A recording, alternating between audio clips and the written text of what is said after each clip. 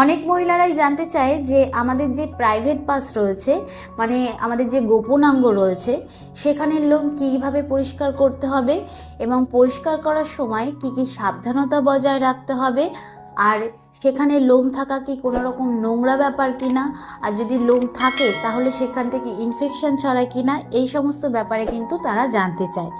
তাই আজকে আমি মহিলাদের গোপনাঙ্গ কিভাবে পরিষ্কার রাখতে হবে, আর লোম কাটার সময় কি কি ইউজ করতে হবে, কি কি ইউজ করতে হবে না, আর কাটার সময় কি কি সাবধানতা বজায় রাখতে হবে, এই ব্যাপারেই কিন্তু আমি আজকে ডিটেলসে আলোচনা করব। সবার প্রথমে জানা যাক ভ্যাজাইনা, মানে যেটাকে আমরা যৌনাঙ্গ বলে থাকি, সেখানকার এরিয়ার আশেপাশের লোমের ব্যাপারে।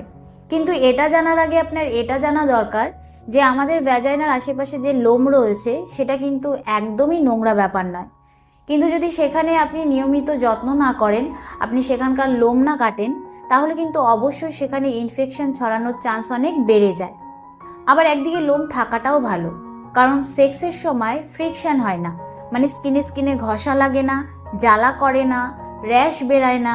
কিন্তু সেখানে আবার লোম থাকলে আপনার ইনফেকশন ছড়াতে পারে, রোগ ছড়াতে পারে, তাই জন্য সেখানকার লোম কাটাটা জরুরি। এবার আমি আলোচনা করব যে পরিষ্কার করবেন কিভাবে। পরিষ্কার করার জন্য কিন্তু আপনি শেভিং, ভ্যাকসিন, রেজার ট্রিটমেন্ট, তারপরে হেয়ার রিমুভার ক্রিম, কাঁচি এগুলো ব্যবহার করতে পারেন। কিন্তু ডাক্তার কি পরামর্শ দিয়ে থাকে আর সঠিক পদ্ধতি কি, সেটা কিন্তু আপনার জানাটা দরকার। তো সবার প্রথমে আমি শেভিংয়ের ব্যাপারে আলোচনা করি। তো শেভিং করার জন্য কিন্তু আজকাল মার্কেটে নানান ধরনের মহিলাদের জন্য শেভার বেরিয়েছে, তো সেগুলো আপনি ইউজ করতে পারেন। কিন্তু এটা ইউজ করার আগে আপনাকে খেয়াল রাখতে হবে যাতে আপনার স্কিন কেটে না যায়, ড্যামেজ না হয়ে যায়।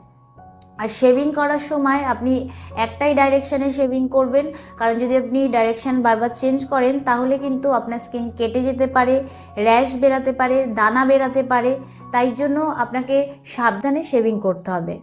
আর দ্বিতীয় হচ্ছে ভ্যাকসিন। যদি আপনি ভ্যাক্স করান তাহলে আপনাকে এটা খেয়াল রাখতে হবে যে যাকে দিয়ে আপনি ভ্যাক্স করাচ্ছেন সে প্রফেশনাল কিনা। সব সময় কিন্তু প্রফেশনালের কাছ থেকেই ভ্যাক্স করা উচিত, আর সেখান থেকে ভ্যাক্স করাটা একদমই উচিত নয়। আর এটাও আপনাকে খেয়াল রাখতে হবে, ভ্যাক্স কিন্তু গরম হয়, তাই এতে আপনার স্কিন পুড়ে যেতে পারে, চামড়া উঠে যেতে পারে, আপনার ইনফেকশন ছড়াতে পারে। তাই জন্য কিন্তু ভ্যাক্স করার সময় আপনাকে খেয়াল রাখতে হবে। 3 নম্বর হচ্ছে হেয়ার রিমুভার ক্রিম। আমরা মনে করে থাকি যে কোনো ধরনের হেয়ার রিমুভার ক্রিম আমরা নিচে ইউজ করতে পারি, কিন্তু আমি বলবো এরকম একদমই করা উচিত নয়, কারণ যে কোনো ধরনের হেয়ার রিমুভার ক্রিম কিন্তু নিচে ইউজ করা যায় না। শুধুমাত্র পিউবিক এরিয়ার জন্য